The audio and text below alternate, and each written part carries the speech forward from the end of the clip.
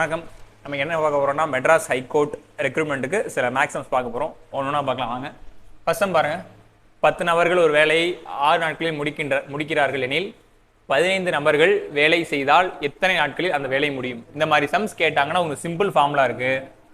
M1 D1 into H1 by W1 is equal to M2 into D2 into H2 into divided by W2 வரும். அதாவது இது men or woman என்னன்னா எடுத்துங்க. இது men or woman வரும். இது டேஸ், இது ஹார்ஸ், இது ஒர்க்ஸ். அதே மாதிரி இது men or women, days, hours, works. இங்கே பாருங்க 10 நபர்கள்னு சொல்றாங்களா, அப்போ 10. ஓகேங்களா?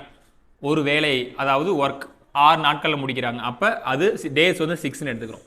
இஸ் ஈக்குவல் டு M2 என்ன, எத்தனை பேர் வேலை செய்கிறாங்க? 15 பேர் வேலை செய்கிறாங்க. என்ன கேட்குறாங்க? எத்தனை நாளில் முடிப்பாங்க கேட்குறாங்களா? அப்போ என்ன பண்ணுறோம், D2 இங்கே வச்சுக்கிட்டு 10 × 6/15 கீழே கொண்டு வந்துட வேண்டியதான், அவ்வளோதான். அப்போ D2 இங்கேயே இருக்குமா, அடித்தோம்னா 5 3 15, 2 3 6, 1 5 5, 2 5 10.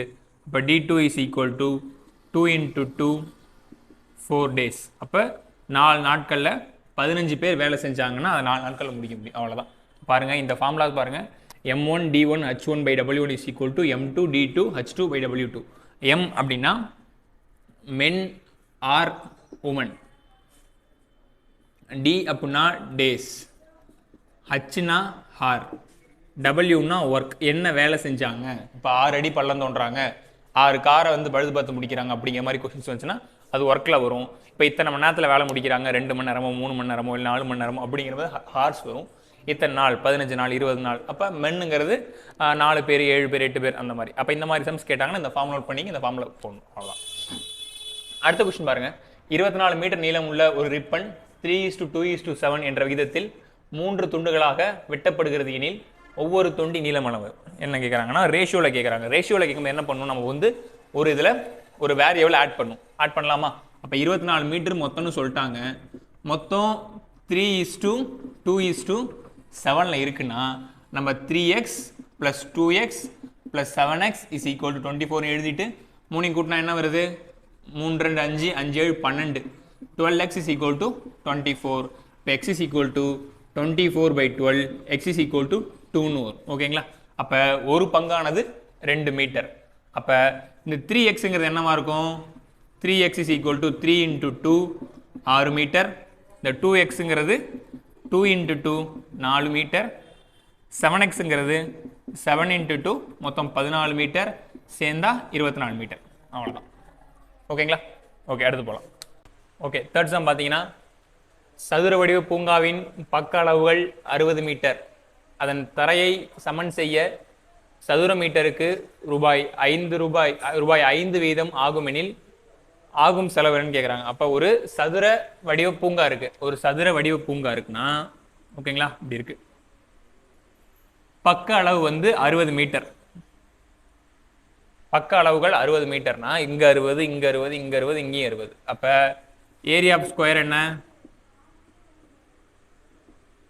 ஏ ஸ்கொயரா? இப்போ 60 × 60 என்ன வருதும், 3600ன்னு வரும். 3600ன்னு வரும். ஒரு ஸ்கொயர் மீட்டருக்கு 5 ரூபாய் அப்படின்னா 3600 ஸ்கொயர் மீட்டர் × 5 தான் ஆன்சர். ஓகேங்களா? இப்போ 36 5 எவ்வளோ வரும், 35 150, 6 5 30. 150 + 30 180ன்னு வரும். 180 அப்போ 18,000 ரூபாய் ஆகும். அதாவது 18,000 ரூபாய் ஆகும். அதாவது அந்த சதுர வடிவ பூங்காவை சீரமைக்கிறதுக்கு, அதாவது சமதளப்படுத்துறதுக்கு மொத்தம் 18,000 ரூபாய் வரும், அவ்வளோதான். அடுத்த கொஸ்டின் பாருங்க. ஒரு கடிகாரம் 3:40 மணியை காட்டும் பொழுது இரு முட்களுக்கும் இடையே உள்ள கோணம் எவ்வளவு? கடிகாரம் இருக்கு, ஓகேங்களா? 12 1 2 3 4 5 6 7 8 9 10 11 ஒரு கடிகாரம் இருக்குன்னா அந்த மணி வந்து கரெக்டாக என்ன காட்டுதான், 3:40 காட்டு. 3:40 காட்டும் பொழுது இரு முட்களுக்கும், அதாவது இந்த முள்ளுக்கும் இந்த முள்ளுக்கும் இடையே உள்ள கோணம் எவ்வளோன்னு கேட்குறாங்க. இதான் நீங்கள் கண்டுபிடிக்கணும். அதை கண்டுபிடிக்க ஒரு ஃபார்முலா இருக்கு. என்ன சொல்லியிருக்கோம்னா 30 × r -11/2 × minutes. இதான் உங்களுக்கான ஃபார்முலா. அப்போ 30 இன்ட்டு ஹார் எத்தனை மணி? 3 மணி. எவ்வளவு நிமிஷம்? 40 நிமிஷம். அப்ப 40 நிமிஷத்தை இப்படி போட்டுக்கணும். அப்ப 1 2 22 40. அப்ப 3 30 90 மைனஸ் என்ன வரும்? 220 வரும். அப்ப கழிச்சோம்னா மைனஸ் 130 டிகிரின்னு வரும். டிகிரி எப்பொழுதும் நெகட்டிவ்ல இருக்காது, அதனால என்ன ஆன்சர் வரும்? 130 டிகிரின்னு வரும். Degree is always positive. எப்பொழுதும்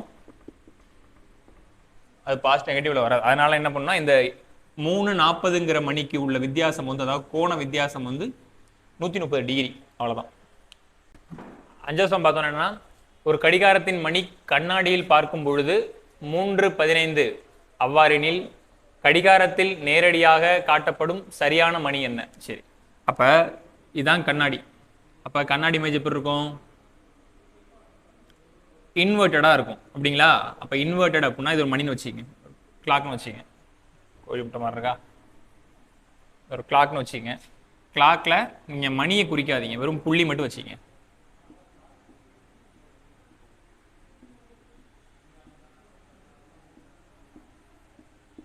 ஓகே, இப்ப கடிகாரத்தின் கண்ணாடியில் பார்க்கும் பொழுது மணி 3:15னா மணி எப்படி இருக்கும்? இப்படிதானே இருக்கும், ரைட்டுங்களா? இப்படி இருக்குமா? 3:15 இப்படி இருக்கு. அப்ப இது கண்ணாடியோட இது மிரர் இமேஜ், இது ரியல் இமேஜ். இப்ப இங்க எப்படி இருக்கும்? புள்ளி அதே மாதிரி 1 2 2 3 4 5 6 7 8 9 10 11 12. அப்ப என்ன ஆகும்? இந்த மணி, இந்த கிளாக் ஆனது எப்படி இருக்கும்? இப்படி இருக்குமா? இப்ப என்ன இருக்கு மணி? கரெக்டா என்ன வருது சொல்லுங்க? இங்க 3:15. இங்க என்னவா இருக்கு? இங்க 9:45 இருக்கு. இங்க 3:15 இருக்கா? அவ்வளவுதான். அப்ப 9:45ங்கிறது மிரர் இமேஜ்ல 3:15 காட்டும், 3:15ங்கிறது 9:45 காட்டும். அவ்வளவுதான். அடுத்த கொஸ்டின் பாருங்க. 1 1/4க்கு சமமானது. 1 1/4னா 1 இல்ல, 1 கால். இதை 1ன்னு எடுத்துங்க, இதை கால்னு எடுங்க. நீங்க பாட்டுக்கும் 1 1/4, நான் ரெண்டுக்கு எல்சிஎம் எடுக்கிறேன். அப்போ 1/4/4 மைனஸ் 1/4 ஆன்சர் 3/4. அதெல்லாம் தேவையில்ல. 1 கால், 1ல கால் போச்சுன்னா மீதி 3/4. அவ்வளவுதான் ஆன்சர் முடிஞ்சு. அடுத்து 8ல் 2 என்பது. 8ல் 2 என்பதுனா 8ங்கிறது ஃபுல் பர்சன்டேஜ். அதுல 2 கண்டுபிடிக்கணுமா? பார்த்தோன்னு சொல்லலாம். 8 வந்து முழு பங்குன்னா 2 என்னவா இருக்கணும்? 25% சொல்ல முடியும், இல்ல 25/100ன்னு சொல்லலாம். உங்களுக்கு அந்த இடத்துல கஷ்டமா இருக்குன்னா ஒன்றும் இல்லை, 8ங்கிறது 100%. அப்போ 2 என்னவா இருக்குன்னு போட்டிங்கன்னா 8x is equal to 200ன்னு வரும். அப்போ x is equal to 200/8 அடிச்சிங்கன்னா என்ன வரும்? 25ன்னு வரும். அப்போ 2 ஒன்று தான். அப்போ இந்த மாதிரி போடலாம், அந்த மாதிரியும் போடலாம். ஓகேங்களா? அடுத்த கொஸ்டின் பாருங்க. 23,472 என்ற எண்ணில் எத்தனை நூறுகள் உள்ளன? இந்த மாதிரி கொஸ்டின் கேட்டாங்கன்னா நீங்களாம் பிரிக்கலாம் தேவையில்ல. 23,472 இதான் நம்பர் இருக்கு. 23,472 ஸ்தானம் சொல்லுங்க. 1 10 100 1000 10,000 இல்லையா? இதுல 100வது ஸ்தானத்துல எந்த நம்பர் இருக்கு? 4 இருக்கு. அதை அப்படியே ஒதுக்குங்க. ஆன்சர் 234. அவ்வளவுதான். ஓகேங்களா? அப்ப இதுல எத்தனை இருக்கு? 234 100 இருக்கு, 70 7 10 இருக்கு, 2 1 இருக்கு. அப்ப 234 நூறுகள் இருக்கு. அவ்வளவுதான். கொஸ்டின்ஸ் இப்படி ரொம்ப சிம்பிளா தான் இருக்கும். நீங்க அங்க போயிட்டு கொஞ்சம் தடுமாறினா ஆன்சர் முடிஞ்சு போச்சு, காலி. ஆனா அங்க போய் தெளிவா அதை வாசிச்சு சால்வ் பண்ணணும். அடுத்த கொஸ்டின் பாருங்க. 100 பேர் சேர்ந்து 100 வேலையை 10 நாளில் முடித்தால் ஒருவர் ஒரு வேலையை எத்தனை நாளில் முடிப்பார்? அவ்வளவுதான். ஃபார்முலா தான். m1 × d1 × h1 / w1 is equal to m2 × d2 × h2 / w2. 100 பேரு எத்தனை நாள்ல? 100 வேலையை, அப்ப ஒர்க், அப்ப கீழே 100 வந்துடணுமா? 10 நாள்ல முடிக்கிறாங்க. அப்ப ஒருத்தர் ஒரு வேலையை எத்தனை நாள்ல முடிப்பார்? இதான் கொஸ்டின். அப்ப 100 100 கேன்சல் ஆயிடுச்சா?